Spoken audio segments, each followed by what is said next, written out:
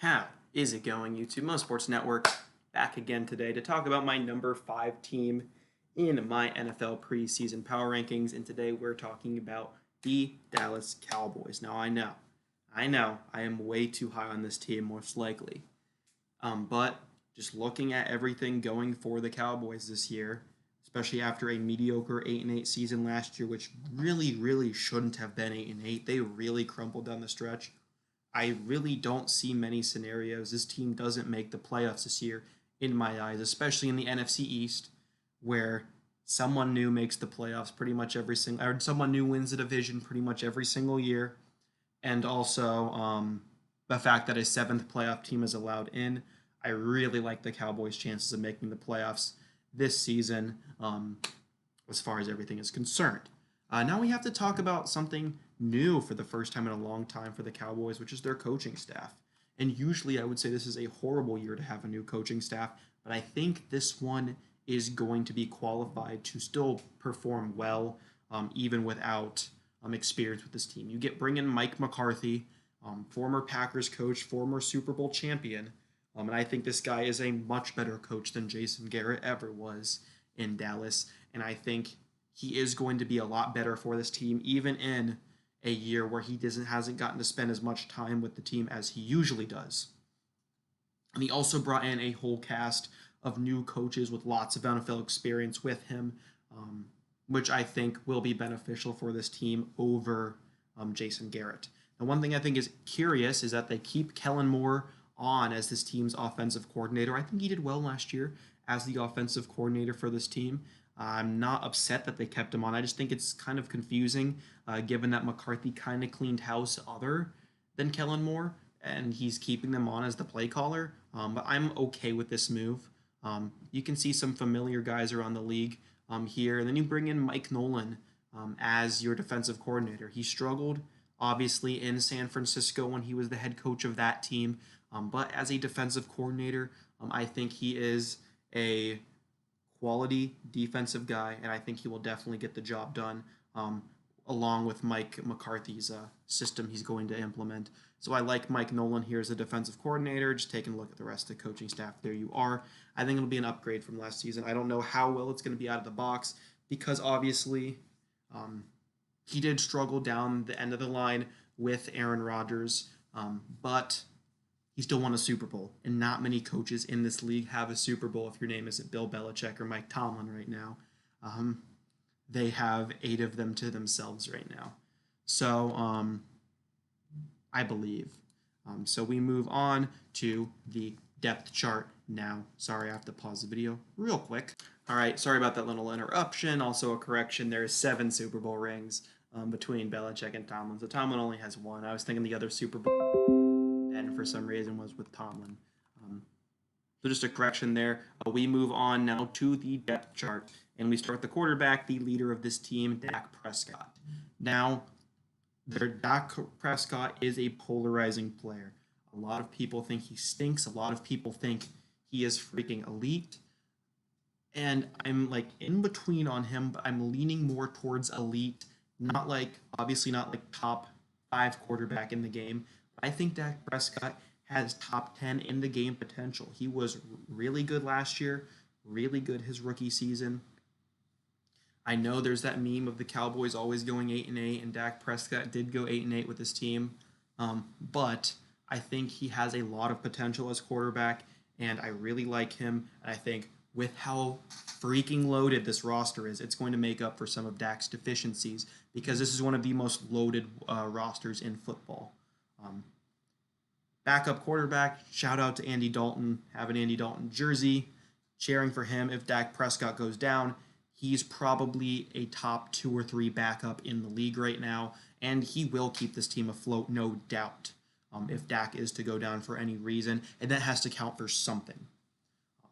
Going to running back, I think people forget how good Ezekiel Elliott is. Like, obviously, he goes top 3 in most fantasy drafts, but a lot of people are saying that Ezekiel Elliott isn't a top 10 running back in the game right now, or some people even saying, I don't understand. I could see your argument that he's outside the top 5, but Ezekiel Elliott is an elite running back. He is spectacular.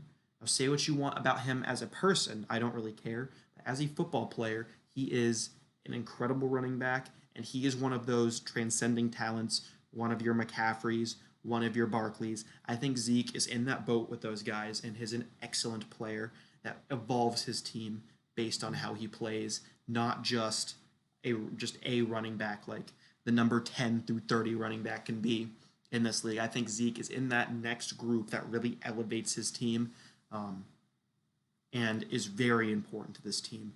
And so, really, really high on Zeke Elliott. And then you have Tony Pollard as his backup. You should have done your fantasy draft by now, but if you haven't, handcuff him with Elliott if you can get Elliott. But if Elliott's on the field, he hasn't had injury concerns in his career so far. So if he's going to be on the field a lot, and he's going to be really good for this team. So really high on Elliott. Next we go to the wide receivers, where I'm very high again. You have 3 really good receivers. You have Amari Cooper, who has proven he's a number 1 receiver. Really good in Dallas last year. Him and Dak started to form a real good rapport with each other. And then you have Michael Gallup as well, who has proven he is a really quality number 2 receiver. Great. On top of that, you bring in CeeDee Lamb out of Oklahoma. He plugs into the slot right away, and he is going to be excellent there. Now, I haven't been projecting how rookies do this season very much, just because, sorry, this has been up the whole time, by the way. I haven't been really projecting how rookies do because you never know how they do. I think CeeDee Lamb is one of the most sure things in this draft. I think he will come in at minimum 500 yards. I think he can have an 1,000-yard season as a rookie. That's how good he was at Oklahoma. Pairing him with Cooper and Gallup is also going to be good for him to get open. Really like that selection. They have 3 really good receivers, and a lot of teams can't say they have that. A lot of teams have 2, obviously, but 3 is really hard to come by. They also have good depth. Malik Turner comes over from Seattle. Cedric Wilson returns. And also, shout out to Noah Brown. Noah Brown isn't a name many of you know, probably, and there's a good chance you're not going to know him this season. But if one of these guys go down, I am very high on Noah Brown. He came out of Ohio State a couple years ago, I think in 2018. He has the potential to be a really quality receiver, and there's a reason he has stuck around on this Dallas roster for as long as he has. So shout out to Noah Brown. Really good top 3 receivers. Going to tight end, Blake Jarwin looks like he's going to be the starter for this team. He's fine. The tight end for this team, since Witten has fallen off of his elite level, the tight end play has been a bit questionable, but I think Jarwin will do enough. Also, shout out to Dalton Schultz. He plays Smite, I play Smite, so great player just by those standards. But I think Blake Jarwin, Schultz, and Blake Bell together will be serviceable at tight end. Obviously, nothing great between those guys. I think Jarwin's at least a top 25 tight end in the league. He's probably in this group of starters that you just don't know too much about. He's obviously not with your Kelce's or Kittles or even your Wallers or your Ertzes or your Goddards, but he's below those guys, and I think he can place anywhere between the 15th tight end and the 25th tight end in the league this year, and that'll be good enough. And then you look at the offensive line, and it's a bit weaker than we've been used to here in Dallas. So you have Tyron Smith and Zach Martin, who are 2 of the best offensive linemen in the game, and if they are playing, this team will play well. Around them, it's a bit more questionable. I like Connor Williams at left guard. I think he's continuing to grow. I think he is a good left guard for this team. The questions come at center and right tackle. La'el Collins was supposed to be this team's right tackle. He is on IR. I'm not sure for how long. It might be the season. It might not. But Cam Irving has to step up as this team's right tackle. He is replacement level. He is not a good right tackle. I have not really said any team has had a bad right tackle in a while because they haven't. But I think Cam Irving is legitimately not very good. And then you look at center, you have Joe Looney. I don't think Joe Looney is awful by any means. Obviously a downgrade from Travis Fredericks, but between him and Tyler Biadasz, I think one of them, whoever fights out, wins that job. because I was high on Biadish coming out of Wisconsin. Whoever wins that job, I think, is good enough. Not to take Frederick's place because they're not going to be as good as Frederick, but at least get the job done. But Cam Irving is a spot that concerns me a bit for this team. But looking at all of the offense, top to bottom, and the only spot that really concerns me is right tackle, is a good thing. Also, if Williams goes down, I have a decent bit of faith in McGovern. He has had starting experience to come in. You're going to have a Connor starting at left guard regardless, which is fun. But the weapons for this team is ridiculous. I think Dak's going to have no problem getting the ball off fast. He's mobile. If there's pressure, I don't have any doubt that he can evade it. And also Tyron Smith locking down at left tackle. Dak's mainly going to have to worry about pressure coming from his right side, which you can work around. So high on this offense, very much so. Then we go on to the defense, where I am also pretty high. There are some questions that need answered, but I think this is a very quality group. We're going to start with the interior defensive line. Dontari Poe is going to be this team's nose tackle. And then depending if you're in the nickel or base or what, you have Tristan Hill next to him. I also really like Neville Gallimore out of Oklahoma.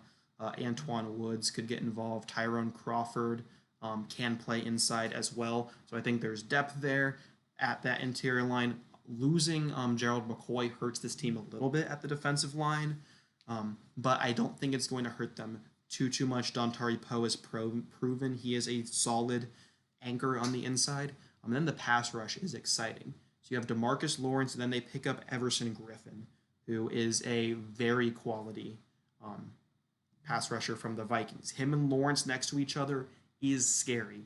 Lawrence, I wanted to see another year how he did after pretty much leading the league in sacks. He continued to produce at a high clip. So Lawrence, Griffin next to each other is scary. I think they can both be number one pass rushers when they're on. And then you also have Tyrone Crawford. He's not listed as an edge rusher on this depth chart, and who knows if he's going to be on the field. But Alden Smith, I have to mention him. He can produce as well, edge rusher-wise. And then you also have Tyrone Crawford, who can rush the passer. I don't know if I already said his name, but overall, the pass rush for this team, especially with Lawrence and Griffin, is going to be very quality. Also, if Crawford and Smith can stay on the field. Also, rookie Bradley Anae, so good. He's on the depth chart twice as the second and third left defensive end. I liked him coming out of Utah. I don't see him getting involved right away, but on downs where Lawrence or Griffin need a break, I can see him coming in providing relief. He is a pretty good pick as far as later round draft picks go. So high on this pass rush, good depth, good starters, good stuff. We go to the linebackers now. Sean Lee's out for the year. That hurts. So I expect this team to be operating in nickel a lot more. And even when they're not in nickel, I only expect them to have two linebackers in their base. But Jalen Smith and Leighton Vander Esch are both really good linebackers as far as that goes.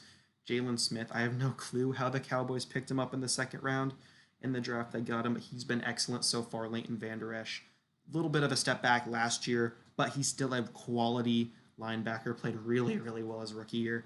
Excited to see him play again for this team. I think him and Smith are really good two linebackers. Other than him, a little weaker. They have Alden Smith playing some linebacker in here if they have any three linebacker sets. It doesn't offend me by any means. But again, I don't see Alden Smith. Any snaps you get from Alden Smith is just bonus at this point. Then you have Joe Thomas, Luke Gifford, Justin March. Guys who just definitely aren't as good as Smith or Vander Esch. Also, shout out to Dorrance Armstrong out of Kansas. I think he can be a decent linebacker for this team as well if they need them to. But this team is really going to rely on Smith and Vander Esch to play well if this team wants the linebacker group to be good. And they both sort of have had injuries here and there, but Jalen Smith especially, so far they have been able to stay on the field in the NFL. So good on them. And then we move to the secondary, where it is a young group. So you're going to have, I think, Anthony Brown and Trevon Diggs being your outside corners. If we flip over looking at the depth chart on PFF, as far as the nickel personnel goes, or rather, you're going to have Diggs and Chidobe Awuzie on the outside. Diggs is a rookie. We'll see. L'Jarius Sneed, we saw him last night play really well as a rookie corner. I think Trayvon Diggs is better than him, so we'll see how that works out. But Awuzie, Diggs, then Anthony Brown in the slot, I think is a pretty quality slot corner for as far as we've seen from him. And then Jordan Lewis as well is going to be on this team as another corner if they need him. But again, I think this corner group will be pretty good. There's no elite corners on this team. Obviously, losing Byron Jones will hurt. But obviously, you can't pay everyone. And I think Jones was a player that they were able to lose. And I think the secondary will be fine. Xavier Woods at free safety played well last season. I think he's a good free safety as far as they go. Not one of the elite ones, not a bad one either. He's more in the middle. And then Darian Thompson at strong safety. He kind of has to step up. This team doesn't have Yee Haw anymore. They did at one point, but he's gone now. So Darian Thompson has to step up, play strong safety. Little concerned about him as well. I really would have liked this team to go all in on that Jamal Adams sweepstakes, and then this defense would be spectacular. It'd be hard for me to keep them out of my Super Bowl prediction if they were,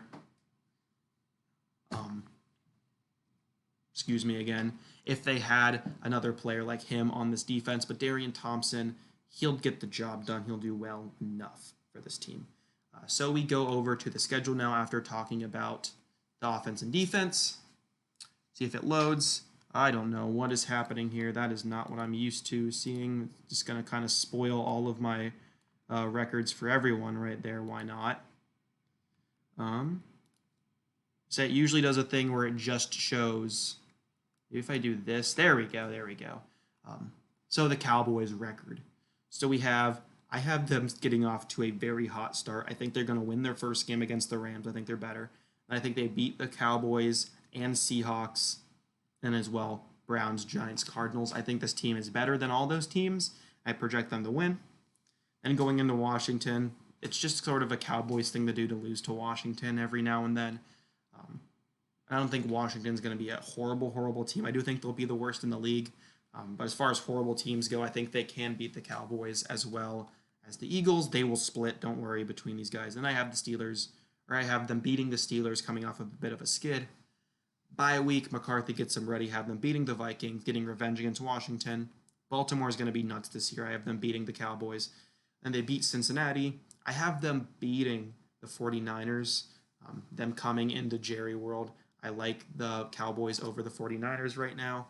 And then they beat the Eagles in a game that honestly doesn't really matter at the end of the year. They will lose to the Giants in my eyes, who are just looking to gain momentum for next season. So I have the Cowboys finishing at 12-4. I believe that would put them at the number 1 seed in the conference as far as the records work out, just because I think they have tiebreakers over the Saints and 49ers because they have them beating them there, and they don't play the Saints this year. So yeah, I'm pretty high on them as far as records go. I could see them winning more games than that. If they sweep Washington, easy. I could also see them winning less. They could lose to the Rams. They could lose to the Seahawks. They could lose to the Steelers, 49ers. If they do that, they're sitting around 8-8 again. I think 8 is this team's floor. I don't think they're going to lose more than 8. Even if Dak goes down, I think Andy is more than capable of keeping them afloat.